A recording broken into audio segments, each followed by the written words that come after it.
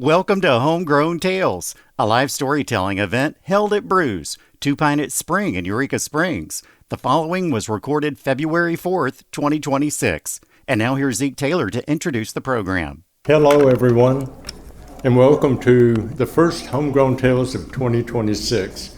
Yeah, glad you're here. We're glad to have with us tonight storyteller and musician Wesley Allen. Wesley Allen Whitaker is a contemporary indie folk Americana artist living in the hills of northern Arkansas. He creates captivating song structures through guitar, bass, and drums, with a dash of soulful harmonica, resulting in an unforgettable one-man band experience. Currently, he is working on his sophomore album following his acclaimed debut album, Way of the Buffalo, which reached number 1 on iTunes Americana album sales as reported by countrychart.com.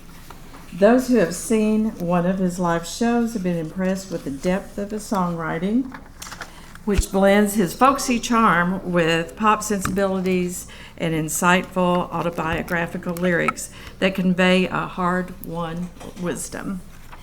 These core elements are tied together by emotional storytelling and evocative, soulful vocals. When not performing, Wesley and his wife Amber spend their time raising their 3 children.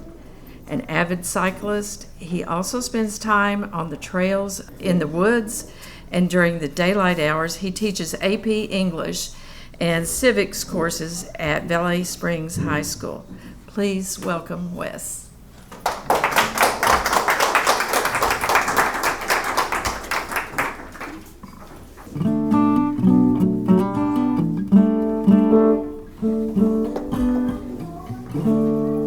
So tonight I'm going to focus on songs that I wrote that are kind of telling little chapters of things that happened in my life and trying to be as autobiographical on those things. And this song was born out of an experience that was from around 2001 maybe. I got a phone call from my dad and he asked for me to come home and help him for the weekend. I was living in Fayetteville, Arkansas, and the part of the world where I grew up largely was over in the Arkansas Delta. It's near Des Arc, and the White River that runs through Prairie County, every year it will get out of its banks out into the fields and into the woods and such, and that's not necessarily a bad thing, especially if you're raised in a duck blind. That's a pretty good thing.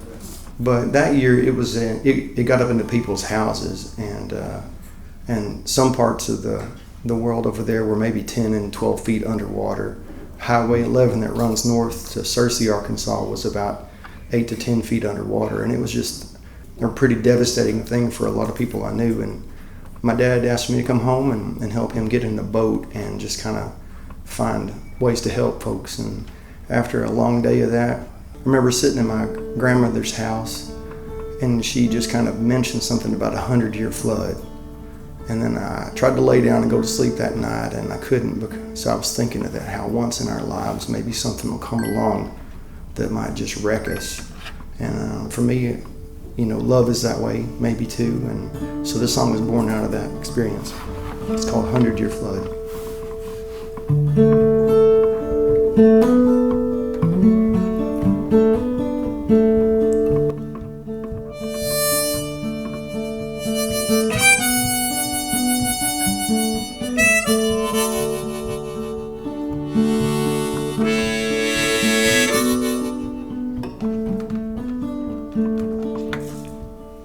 Thunder cries and the lightning speaks. With the flash of light, go and split the tree. Where we used to lie, listen to the breeze.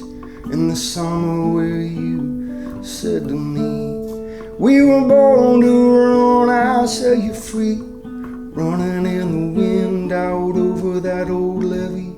Storms are coming, but I still believe you're the only one that was meant for me.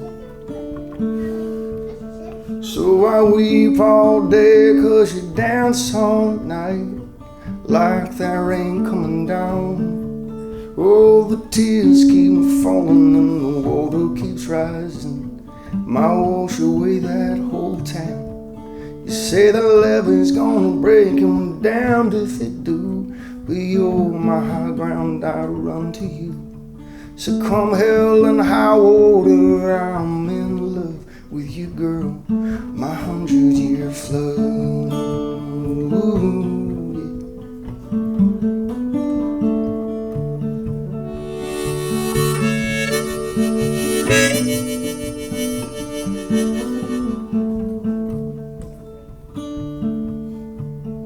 Did you come to cry or watch me bleed? Lie neath the clouds right next to me.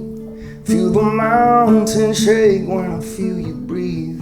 Does your body ache, oh my little hurricane?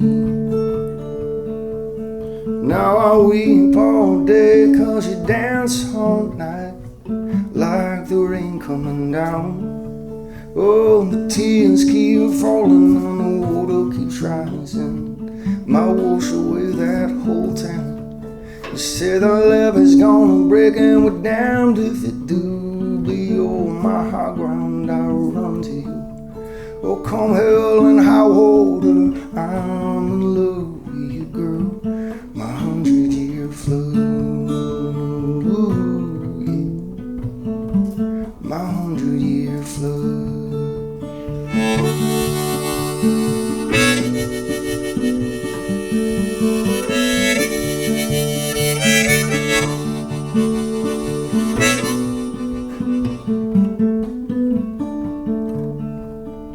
I weep all day, you dance all night like the rain coming down. Tears keep falling and the water keeps rising.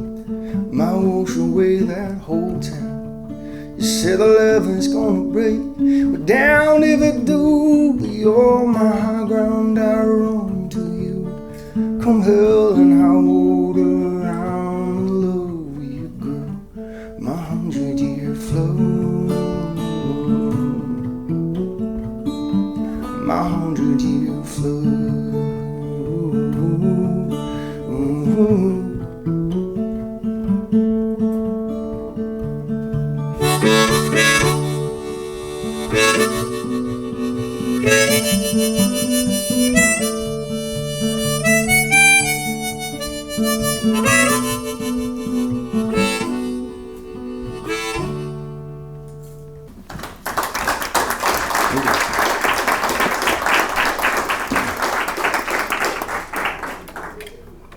All right, this next song, it's probably going to be the title track of my next album. It's a tune that's called Golden Age. The funny thing about that last song, I just remember the first time that I ever played that song out for people was right here on this little stage a few years ago. Kind of interesting full circle for that song. But this song is a tribute to my growing up and how a lot of times when you're in those moments, sometimes even the ones that are hard or really difficult, looking back on them, you realize what an amazing time it was and how sometimes those things are changing right in front of us. And when we're kids, we don't often see that.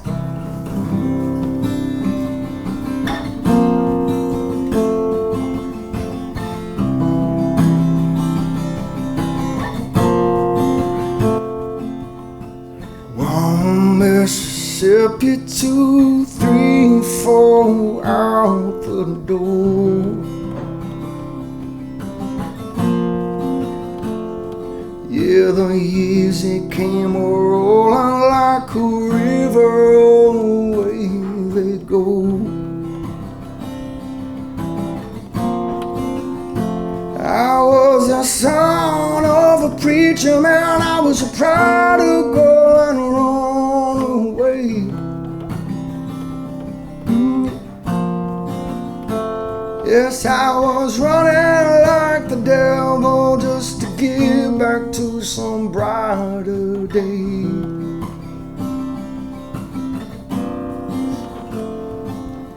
But out there in the darkness I could hear the angels say, we can't go back the way that we came into some golden age.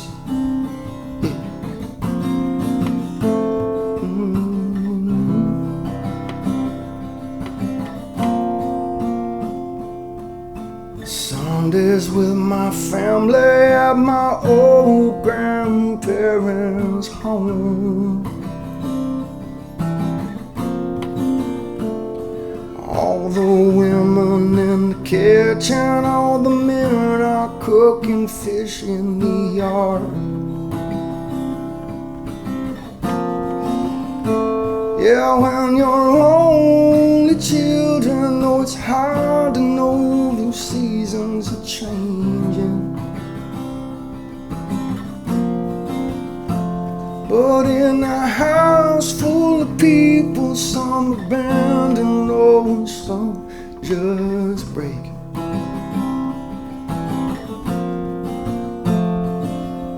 And out over the levee, all the sun is going down. One by one they make their way to some other place. Oh, golden age. Yeah, she was 17 and he was on fighting in a war.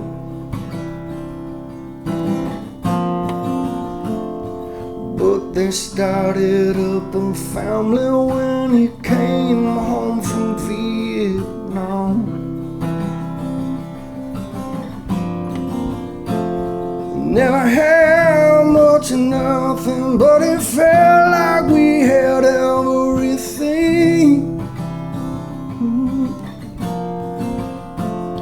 Had a whole lot of Jesus and some miracles along the way.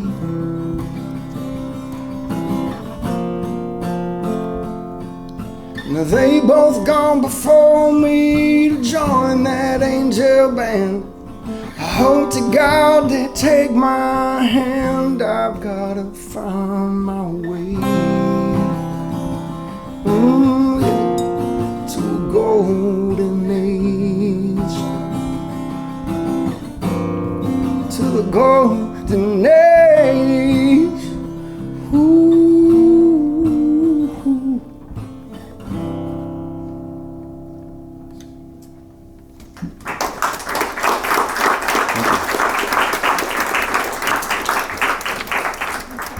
All right, guys. Yeah. Is it story time now? It's story time. Okay. All right, so the theme that I've got going on for these two stories it's brothers. This first one is called Dying Light.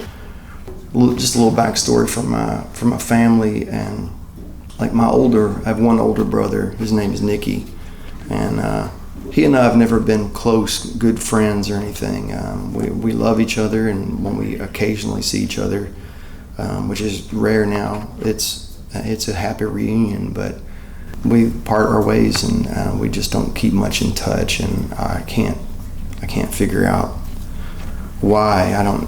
It's just an odd thing. And this is a time, I'm just going to read, I'm sorry. Sweat is a curious substance. It's like your body is crying. An August afternoon in Arkansas gives little comfort to those who stray from the safety of a familiar porch or a refuge of a shade tree. I squinted my eyes from those renegade droplets that were connecting and falling from my brow. Bending over the lawnmower, I noticed our neighbor, Willie Iriston, on his porch across the street. Having caught my eye, he waved a Spartan hand and boomed a friendly smile.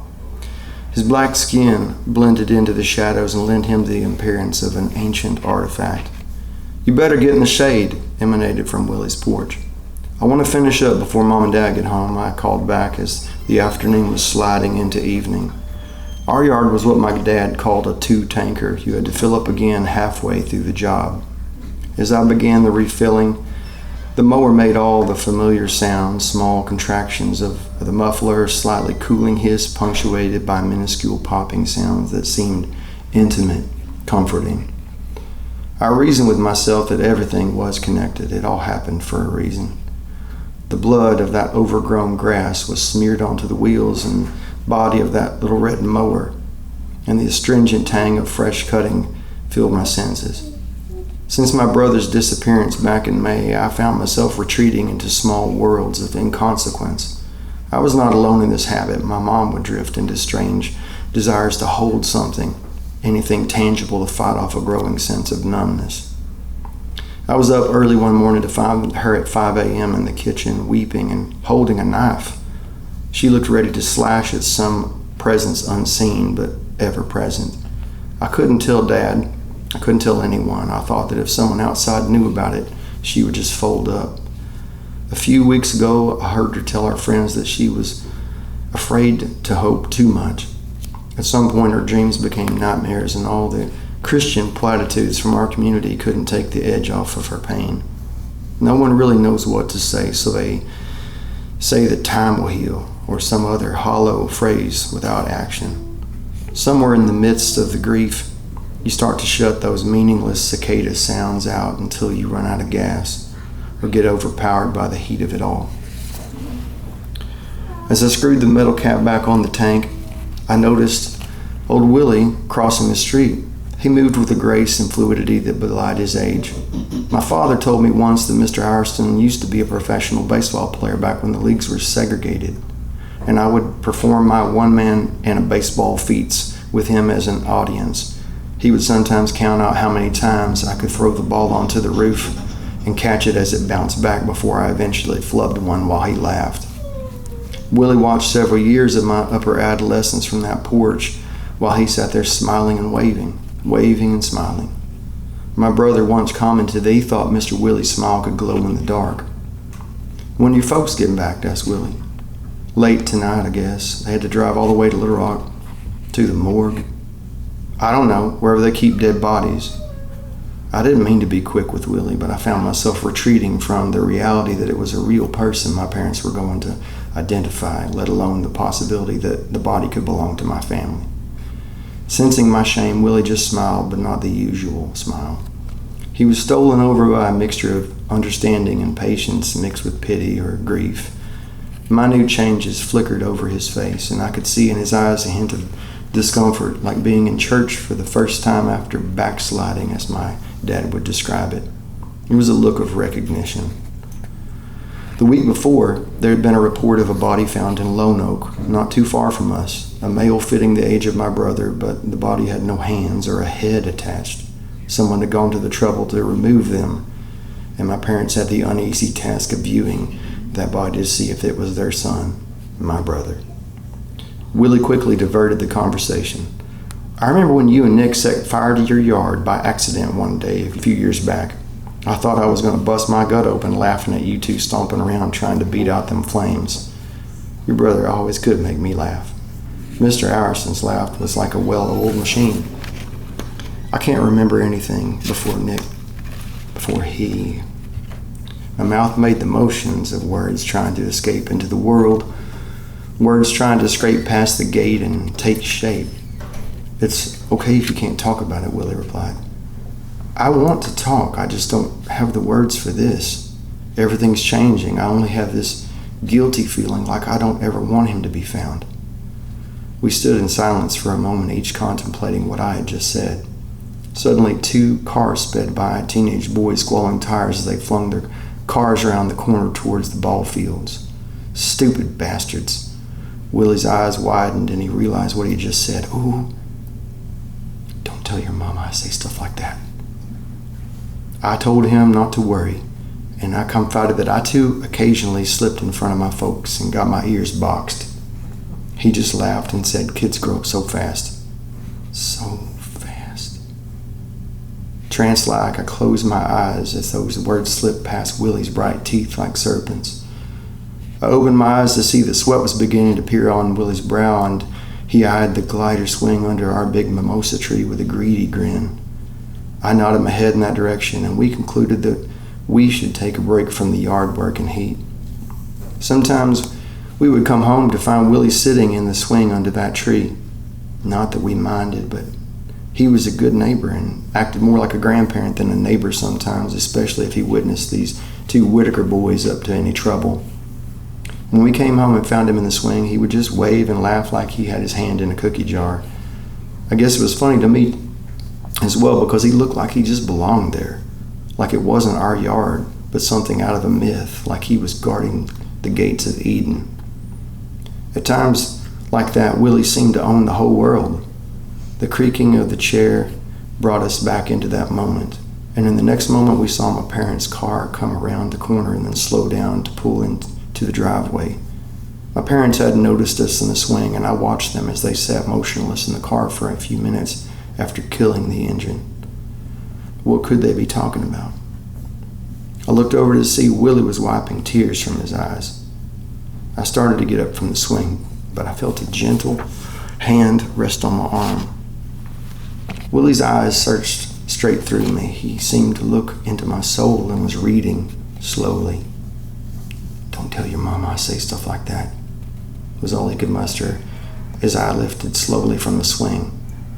I felt like he was at any second likely to burst into fire and flame, exploding like spiders across the stars. I had no words for him at that moment as I pulled my wrist from his hand and gave him a wink. "Our secret," I assured him, as he tried to smile, but it couldn't. I turned and ran across the whole wide yard. In the dying light of that day, from the shadows of the mimosa tree, there called out a low, sweet song, a spirit song, a song of the road. I reached the car but paused with my hand on the door handle. I felt drawn out across that road to the end of the road, beyond the ends of town, past the river and onward through woods and bayou.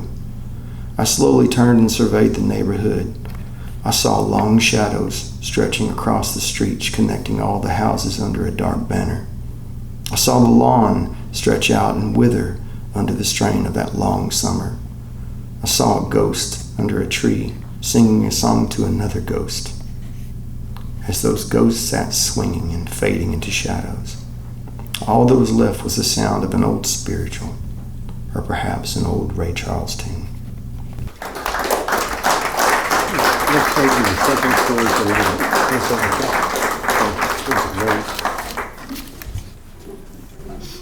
Zeek Taylor is the recipient of the Arkansas Governor's Arts Award for Lifetime Achievement. Best known as an award-winning visual artist, he is also an author, a storyteller, and a public speaker. He gave a TEDx talk in Bentonville, and he has read stories on the national public radio show Tales from the South. A StoryCorps interview with Zeek is on file in the Library of Congress, and a segment of the interview aired on NPR's morning show. Recently, he was asked to give an online presentation to a group of young Russians via the U.S. Embassy in Moscow.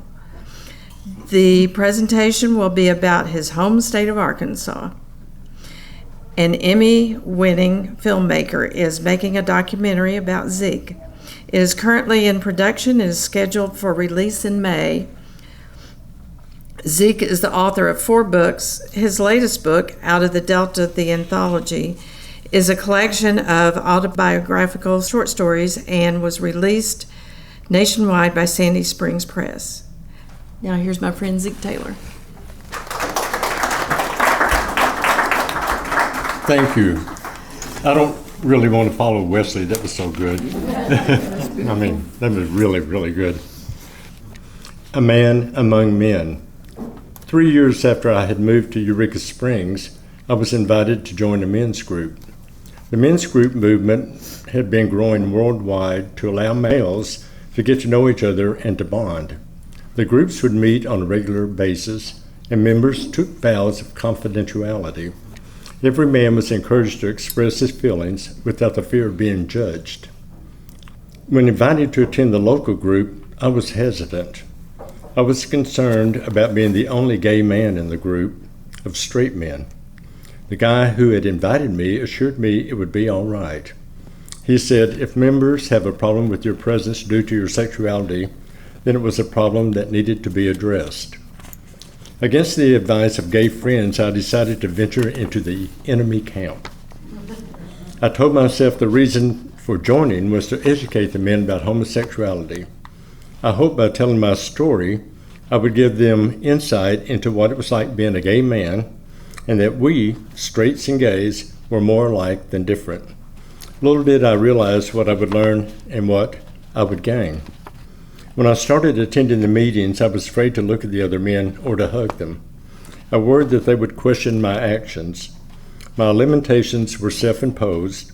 I also had to combat my natural shyness. It wasn't long before I felt comfortable and I no longer feared eye contact. I enjoyed the hugs they offered. Each week, I looked forward to the social intimacy and the sharing I knew awaited me. Not long after joining, a weekend retreat was planned. Even though I felt accepted by the group, I still didn't know if they would want me to camp out with them. They encouraged me to attend. The big weekend took place in November. The first day of camping was warm and balmy, until later in the evening when a front came through, it turned bitterly cold and the wind chill temperatures fell below zero. We were tent camping and I was miserable. Even though I was freezing, I decided not to pack up and go home. While sitting around the campfire the next day, we shared our life stories. We laughed and we cried together. The harsh cold only intensified the closeness of the circle of men gathered around the fire. As cold as it was, I felt warm inside. I was glad that I had attended the outing. I enjoyed the sweat lodge, the drumming, and the sharing of stories. I realized that my sexual preference did not and should not limit my participation in the family of man. We are more alike than different, and all life stories ring with familiarity. All men have hopes and dreams, and we all have fears. My fears lessened. The Eureka Springs men's group continued to meet for several years, about 20. I did fulfill my original purpose of giving the group a greater understanding of what it's like to be a gay man, but what I received in return was far greater. I received a gift of trust and brotherhood. Thank you.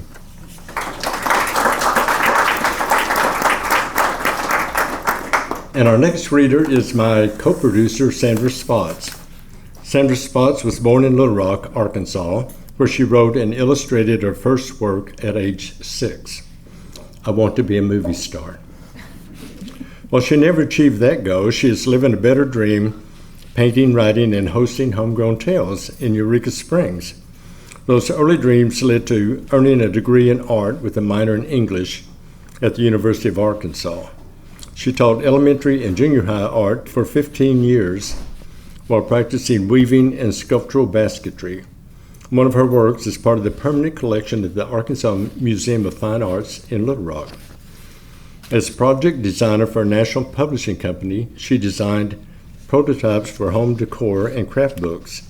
She wrote for several state lifestyle magazines, and she worked as an interior designer for many years.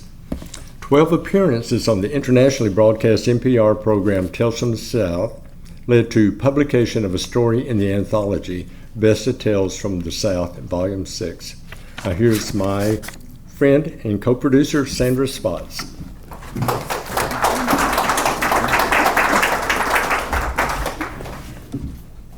This story took place not far from where Wes's story was set.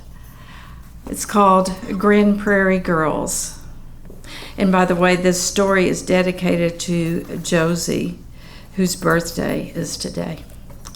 Josie Payer grew up on the Grand Prairie of Arkansas, where her German migrant grandparents and others had settled to farm the fertile land. Her childhood was mostly happy and free despite having to endure constant teasing by her 6 brothers. Her one sister and potential ally in this battle was too many years younger to be of any help. But Josie loved them all despite the constant good-natured torment.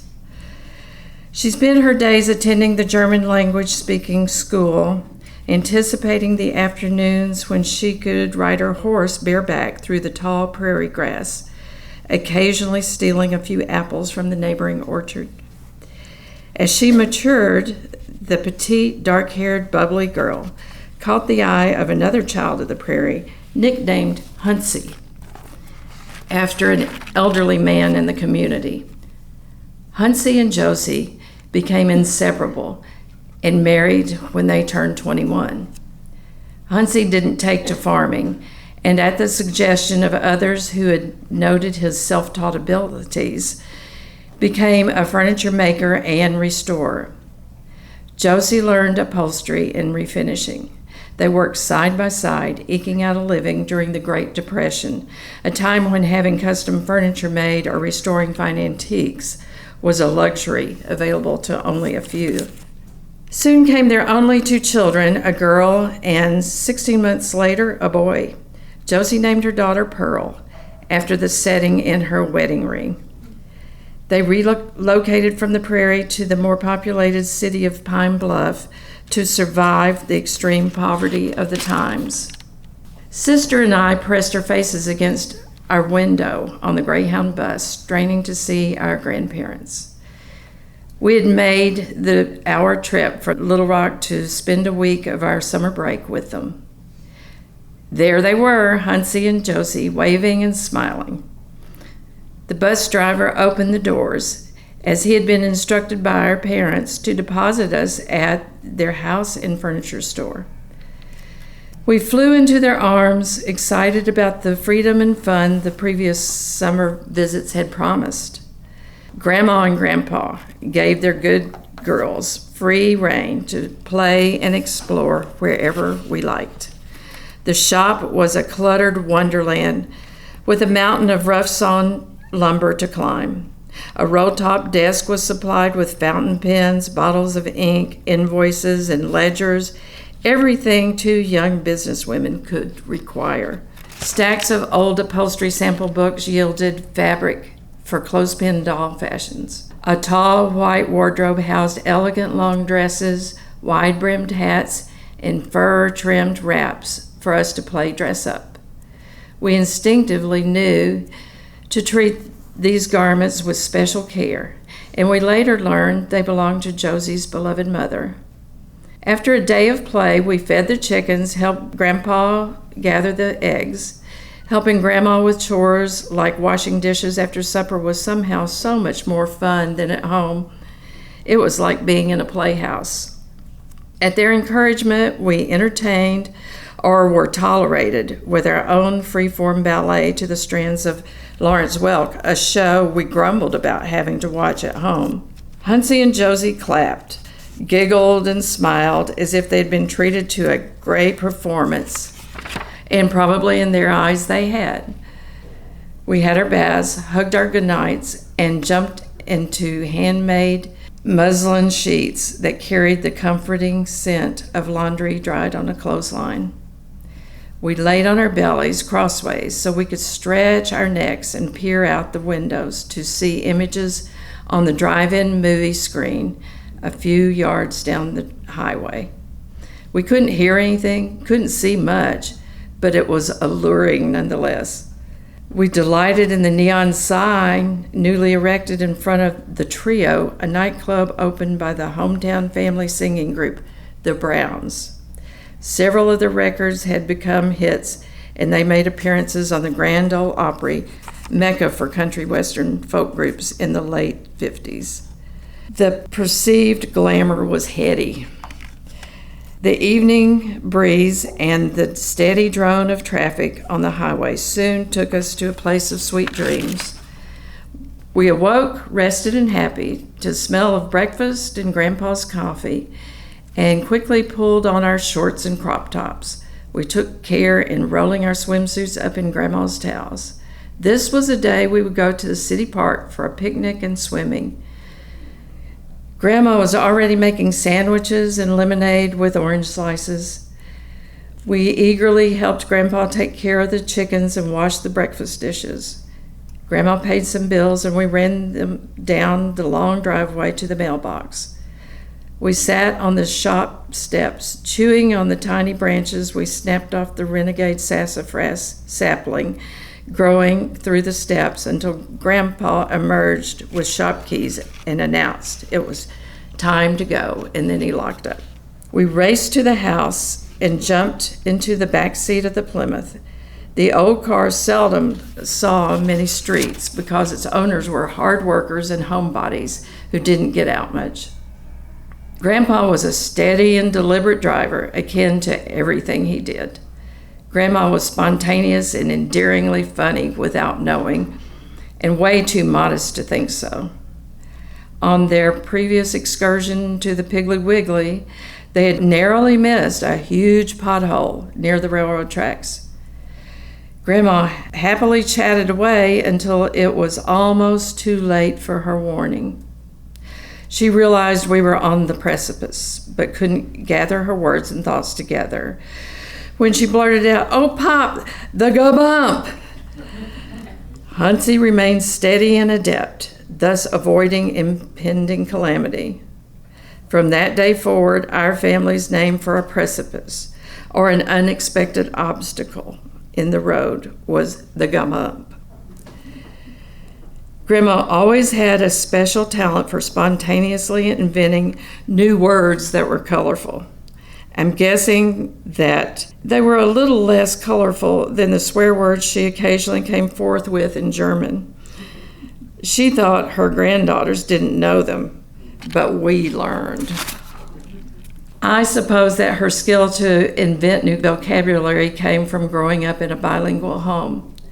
She had almost invented her own third language. We made it to the city park, where one aggressive goose was enamored with the fringe on my top, to the point of chasing me until Grandpa intervened. We had our picnic, changed into our swimsuits, and went to the pool with Grandpa, who fascinated us with his back floating ability. Grandma did not swim, probably due to the immodesty of a swimsuit. I had never seen her in anything other than a dress, and I never would. That evening, I went with Grandpa to tend the chickens while Sister stayed with Grandma to help unpack the picnic basket. In later years, Sister shared that while I was gone, Grandma told stories of her girlhood on the Grand Prairie. She spoke of a devastating prairie fire, one of many. The fire raged and the wind blew furiously. She and other children playing nearby were forced to run from the flames, which swiftly threatened to overtake them. In order to escape the wall of fire, they had to jump a fence. One of the girls' long skirts became hopelessly entangled in the barbed wire. Grandma and the others could only keep running, looking back over their shoulders to see the flames overtake their friend.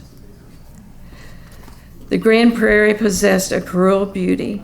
It provided a girl named Josie with a place to ride bareback, wild and free, her head full of dreams,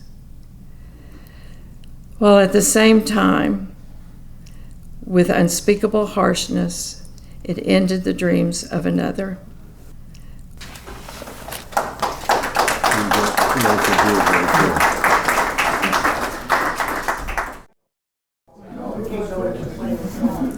And once again, our next reader is Sandra Spotts. This is a story that I have read here before, but it kind of relates in my way of thinking to the one that I read previously, because they're both love stories of a kind. The soupy fog made the decision for me. The drive over the mountains to buy unnecessary things would have to wait. The much better option this morning was a walk through town. Soft jazz floated from a restaurant's speakers and toyed with the heavy, moist air. The last of the summer's flowers drank in the much-needed dew, bowing their heads in gratitude.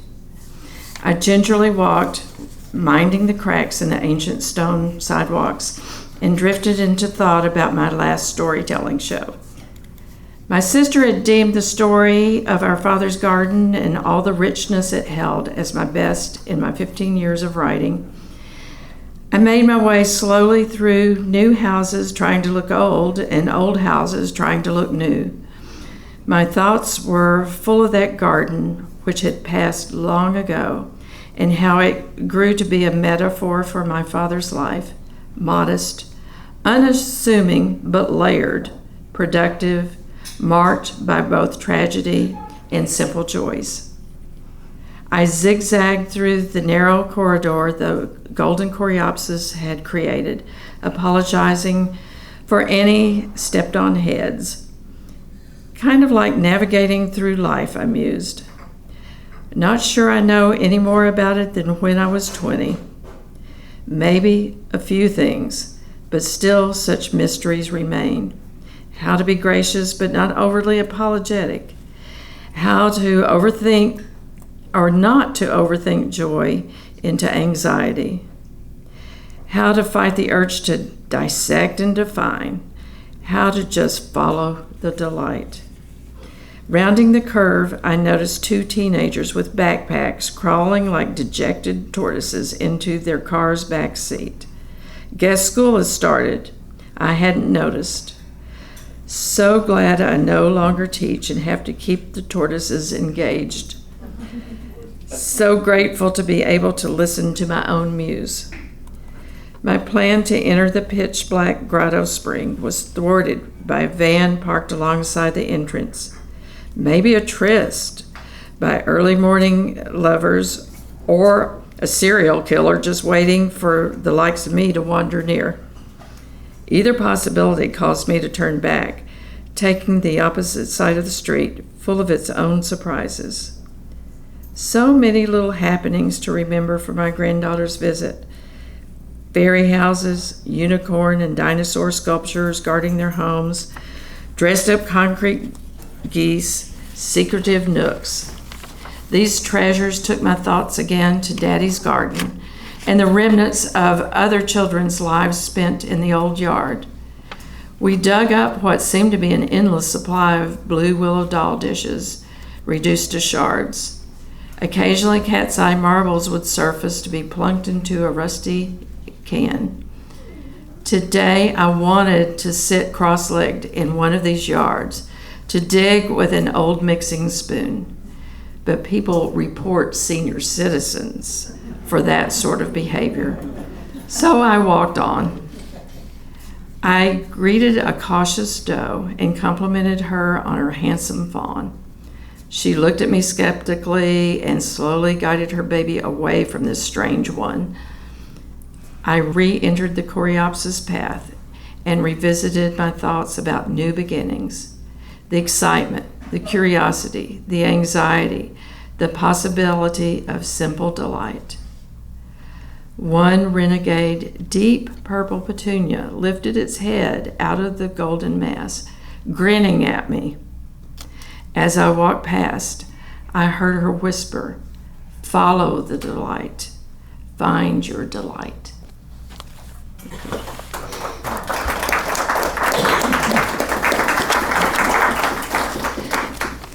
And now here again is Zeek with the story. In honor of Valentine's Month, mine is sort of a love story too. The story is taken from 2 sources: a Facebook post I wrote a few days ago and a message I received from a friend with questions about that post. I combined the 2 and wrote the following story. Let there be lights. Electricity went out one night shortly after 5:30 p.m. while my partner Dick and I were watching the news on television.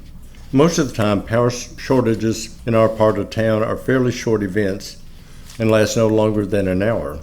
Not this time. Dick received an alert on his phone telling him that the outage was widespread, included most of Eureka Springs and extended west of town into a goodly part of nearby Benton County and to parts of southern Missouri. The alert said the estimated time for the problem to be fixed would be 10 p.m. Later, another alert was sent saying the estimated time to have the power back on could be as late as 5:30 the next evening. Fortunately, we had an auxiliary source of heat, a gas fireplace, that did not require electricity to be ignited.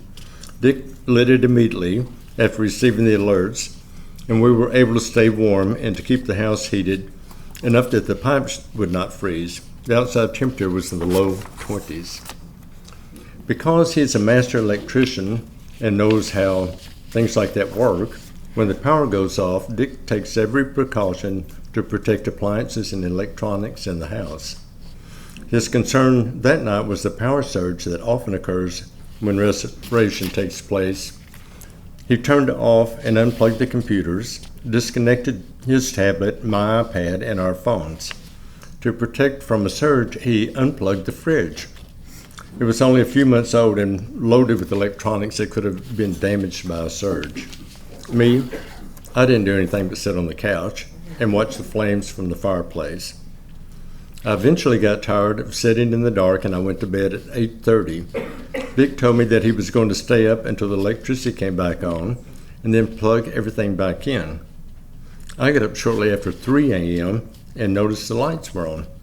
When I got out of bed and ventured into the living room, I discovered that Dick was still awake. He said the power had just come back on. He said it came on 3 times before it finally came on for good. He explained something about the surge going from one transfer station to another, damaging it, and then moving on to the next transfer station, and then the same thing happened to that one. That was the reason it came on, went off again, and back on 3 times. His explanation was a little too technical for me to totally grasp. He stayed up a while longer to make certain the 3rd time the electricity came on was the charm. It was. He reconnected everything, reset numerous clocks, and finally he went to bed around 4. Before retiring, he told me that he would probably be late for lunch. As much as he loves to sleep, I thought it would be closer to supper before he woke up. After I related the story to others, I received a message from a friend wondering if before I met Dick, I had been looking for a partner who was handy, just like Dick. She asked, "Were you looking for someone like him, or did you just meet by chance?" I replied, "No, I wasn't looking for anyone at the time." I went on to say I recently had put my former boyfriend on the bus, sending him back home to Hattiesburg, Mississippi. I was once again single and wanted to stay that way for a while and just have fun. I went on to explain to the friend that a mutual friend told Dick that he needed to meet me. Although unknown to me, that mutual friend had a crush on me, but he also thought I was Dick's type. When that friend learned that the heater in my apartment wasn't working, he sent Dick to my apartment to see if he could fix it. Dick showed up, looked for the problem with the heater, ordered a part, and he fixed the heater. That's when I learned just how handy he was. Not that it really mattered to me. I wasn't looking for a handyman, much less a boyfriend. Our mutual friend was correct. I was Dick's type, and he pursued me, showered me with gifts, took me to dinner, and was at my door constantly. I resisted for a long time. I thought we were too different in many ways. I was a hippie, long-haired art student, while he was a short-haired, buttoned-down bookkeeper who worked at an auto parts store. But there's some things one cannot control. It happened. It being that crazy thing called love. I fell in love with him. Today, after being together for more than 54 years, I do admit it's nice to have a man around the house who is a master electrician and a carpenter, knows plumbing, can fix automobiles, do bookkeeping, and more. Me, I just paint and write. It's true, opposites attract. Being different can be a good thing. It is for us. We each have something different to offer in our relationship. But nothing is more important and more binding than love. All we need is love. Thank you. Okay, you can read next, and then after you read, I'm going to make some closing remarks. And it's my honor to, once again, welcome back Wes, a brilliant storyteller. I can't wait to hear the next one. Here is Wes. May I just say first, I never had a high school teacher quite this cool, or even close. Anybody else? Or this good looking. Well, that too. There's that. My students may not agree. Oh, I bet they do. Here you go. This is the story behind the next song that I'm going to play. It's a tune called Jonathan. And it took me about 20 times at least of playing the song live before I could make it through without bursting into tears. And I don't know that I'll do it tonight. It's a short but an emotional tale for me. So I apologize in advance. The winter of 1983 is still etched upon my memory like frost on our single-pane kitchen window. It was the year my family moved to Duval's Bluff, a rundown farming community on the banks of the White River, squared up in the armpit of Arkansas Delta. It was the year of my long struggle to learn multiplication tables and division, while my father learned how to be a preacher of the gospel. We each had our own cross to carry. The congregation of our little church consisted of 5 little old ladies, my mother, and my brother and me. There was little to no salary for my father, but we didn't have to pay any rent. We lived like pilgrims in a 2-bedroom, 1-bath parsonage that had no central heat or air. Often we would wake in the summer drenched in sweat, or in winter awake to find that our only source of heat, a cantankerous old wood stove, had given up the ghost at some time in the night. I would test the chill of my bedroom with my breath. Some mornings, like Christmas morning, we would find that some of the windows were decorated in frost, and I would lie in bed watching my breath plume up little prayers towards heaven. It would be the only Christmas in my memory that we didn't decorate with a tree. The evergreen branches of my 7-year-old mind couldn't comprehend such an obvious omission, but my older brother whispered sardonically that we weren't getting any presents, so we didn't need a tree that year. My older brother and I were never very close. I remember longing for the camaraderie of David and Jonathan from those grand old Bible stories. But most of the time our stories seemed to be that of Cain and Abel, and I was always wary that he might smash my head with a nearby rock. Those of us who were there remember the early 80s were hard times for some, and the economy of our household allowed for very little. I was deliriously fond of my father's hunting and fishing trips, but that season I was allowed precious few trips because, as my father gently explained, we couldn't afford to miss. Our meals were often dragged from the waters or the woods, and at times were scant. Rabbit, squirrel, duck, these were menu staples, and if the Almighty permitted, we could lay hands upon a deer. We once ate a large timber rattlesnake. It tasted like chicken. There was always something, it seemed, to be put on the table. We had our rations of government peanut butter and cheese and bricks of unsalted butter to supplement the plate. That winter convinced my parents of the necessity of a large garden next summer. So much of my recollection of the 2 years we sojourned through that rural wasteland has faded at the edges like old Polaroid photographs that were left out in the rain. Some of the details bled out of those pictures, and there are blank spaces. What did my bedroom look like? Where in that house was our washer and dryer located? There is, however, one detail that clings upon my memory for the first time since I could remember. We didn't all sit down as a family at the table together for meals. It was a smallish dining table, but could certainly accommodate the 4 of us. That year, meals were often eaten with only the poor company of my older brother, while my parents were busying themselves with something else. In truth, I can't remember seeing my parents eat anything that year, other than the little communion crackers and Welch's grape juice, the bona fide body and blood of God. My mother would make sure that my brother and I ate as much as we could, and in between bites I would naively ask, "What are you going to eat, Mama?" She would say that she wasn't hungry, or that she would just get a little bit after we were finished dining. In short, there were never any leftovers in our house, and every plate was polished clean before it left the table. That was the year the Arkansas River froze over in Little Rock. I remember hearing stories of crazy folks who tempted fate by walking upon or driving their trucks out onto the ice, and whose pictures made the front pages of local newspapers like the White River Journal.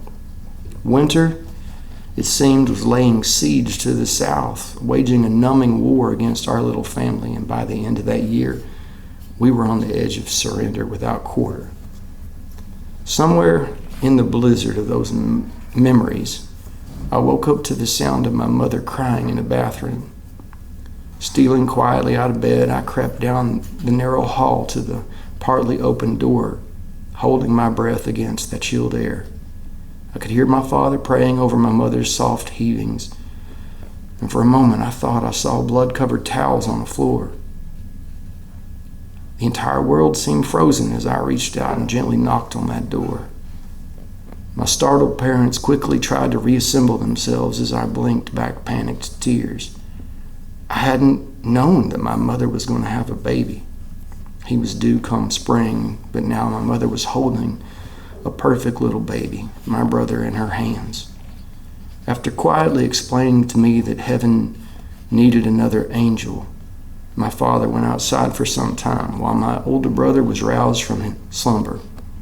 My mother quickly bundled us up for a short starlight funeral next to an old oak tree beside that house.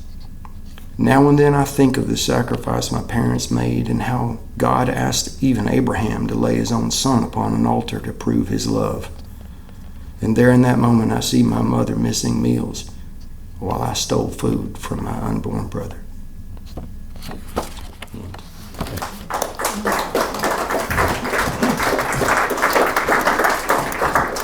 No. I had a hanky in my pocket. I almost had to get it out. Thank you, Wes. That was beautiful.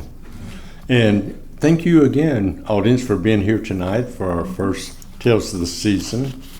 And thanks to Brews, the new owners, for once again allowing us to host the Tales Show here. And now here's Sandra. Yes, we're just so happy to see you all here and enjoying the new brews. And we're just very honored to have had Wes here. Of course, we'll all be crying tonight. I wanted to tell you that the next show is Wednesday, April 1st here at Brews.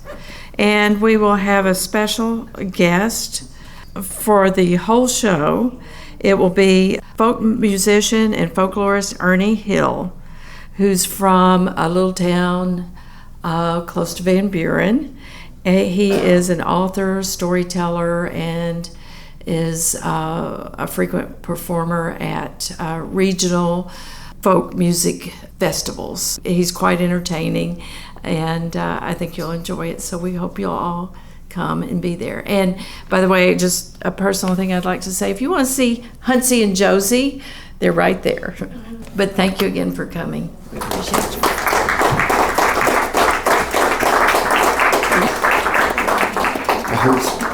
And now we're going to be entertained again by the wonderful music from Wes. Well, this is a song called Jonathan.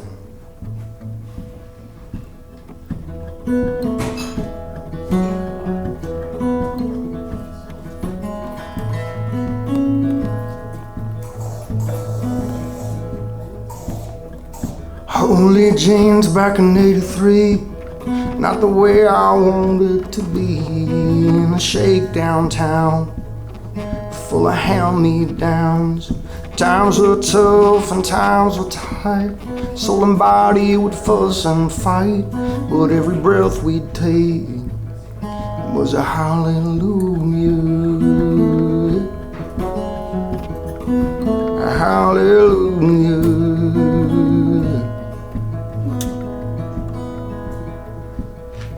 I woke up hungry on a winter night.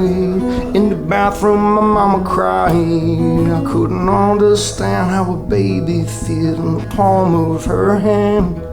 Daddy said it'd be alright. Sometimes heaven needs more light. But now I lay me down and I wrestle in the darkness. I still see that moment through blurry eyes. 'Cause I became an old man in the second grade when we laid my brother in a shallow grave underneath that old tree next to our old house. I just wanted to burn that place to the ground. Oh, Jonathan, Jonathan.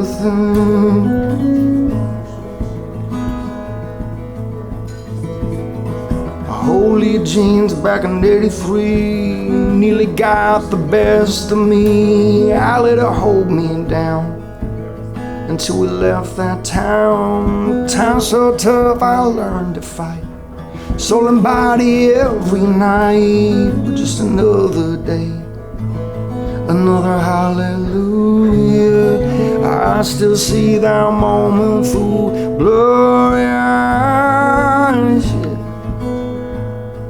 'Cause I became an old man in the second grade when we laid my brother in a shallow grave underneath that old tree next to our old house. But I just wanted to burn that place to the ground. Now I've been moving on, but I'm caught up in the meantime. Nothing ever feels right since you've been gone, Jonathan. Yeah. Jonathan. Hallelujah.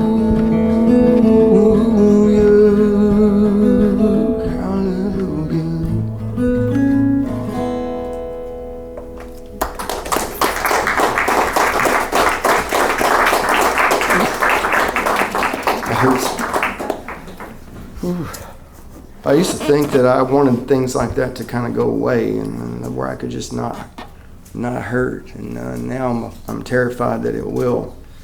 So I'm trying to just keep those things alive.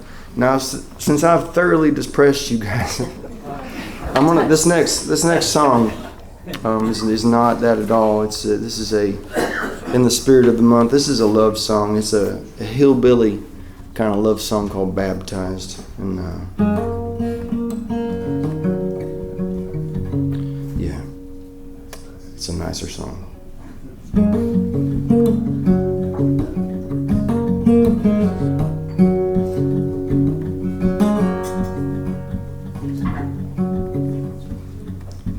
Come on, darling, drift away down to the river, we'll laugh and play. In your love I'm swept away, baby, I'm baptized. How I love the way you move and sway like willow branches in the summer breeze. There in the moonlight while the crickets sing, we could dance all night. You're the only one that I've ever wanted to have and hold. And all of the little things you do are starting to show. I think you're trying to save my soul.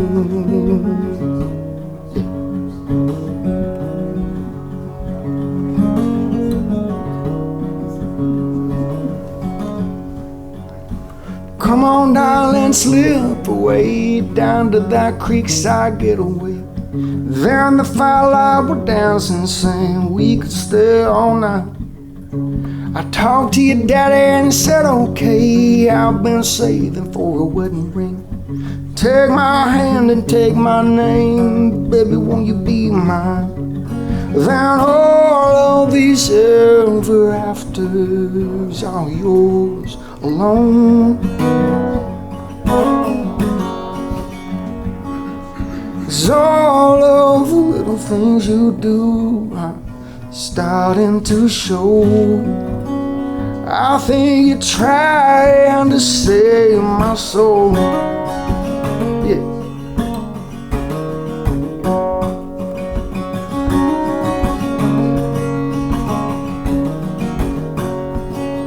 Yes, all these ever afters are yours alone. And all of the little things you do, they're starting to show. I think you're trying to save my soul.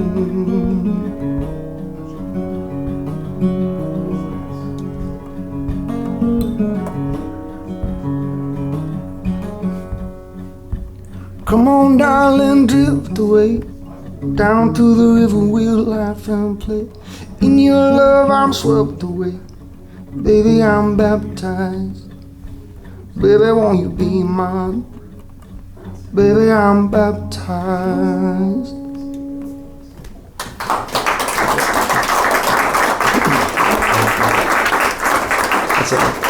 That's a happier tune, so yeah. All right, well, do you guys want to hear another song? Yeah. Okay. I'll play one more. We're gonna go back to the place I visit a lot, and in my songwriting, it's one of the things that I'm trying to do is process moments of maybe unspeakable grief, and I think it's important for us to find ways to talk about that. And I was sitting on the couch one night playing guitar, and my wife was sitting there at the other end, and she just looks at me real serious like, and she just said, "Baby, are you happy?" And I just thought, wow, what a so odd question, but yeah, why do you ask? And she said, all you ever listen to or all you ever write are really sad songs.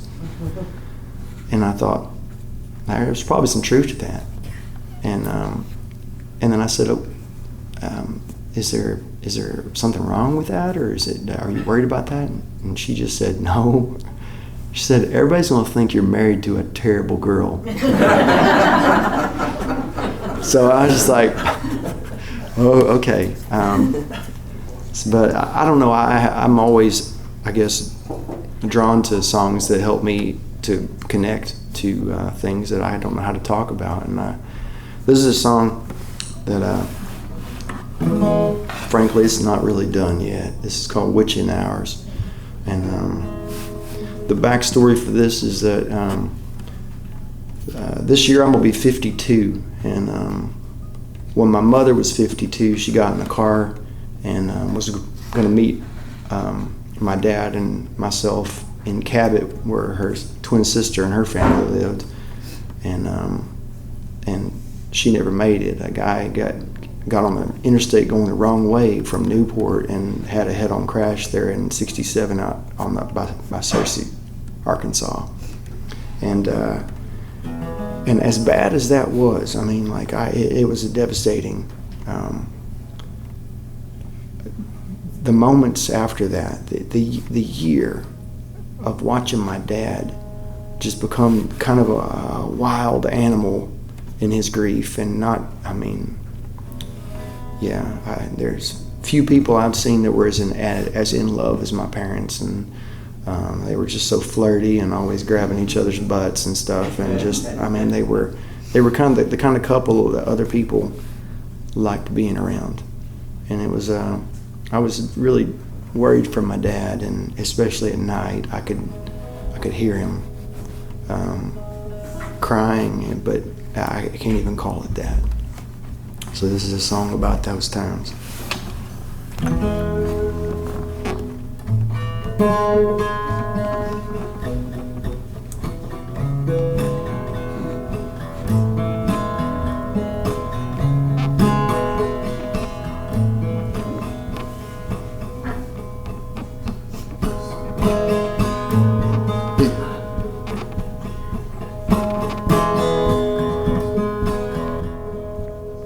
Another night alone in the bedside table, there's a bouquet of funeral flowers. And when the morning comes, I fight off the pain, try to make it through another hour. And laying by my side in a 3x5, oh, there's a girl in a wedding gown. Let's do or die since the day we said goodbye, and I don't know if I can make it now. It's an eye for an hour, tooth for a tooth, waiting for the wolves to howl.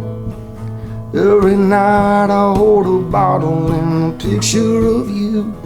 Help me through these witching hours.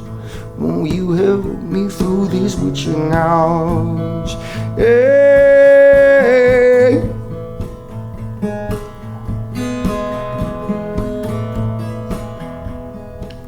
In the daylight, Yes, it's easy to see there ain't no ghost walking down those halls.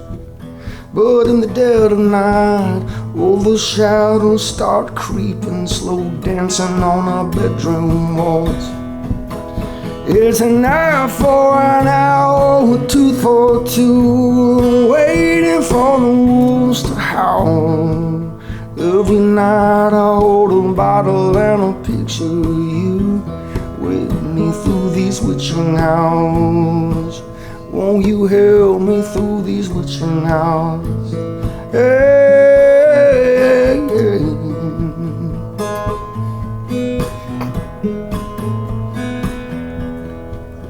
It's an eye for an eye, a tooth for a tooth, waiting for the wolves to howl. Every night I hold a bottle and a picture of you. Help me through these witching hours. Won't you help me through these witching hours? Yeah.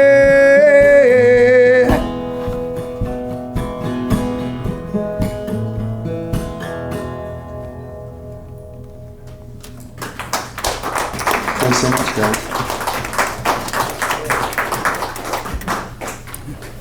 Thanks again, everyone, and thanks to Wes. I mean, gosh, couldn't ask for anything better than what he's done tonight. And we'll see you in April. You've been listening to Homegrown Tales, a live storytelling event held at Brews, 2 Pine Spring in Eureka Springs. Join us again next time for more Homegrown Tales.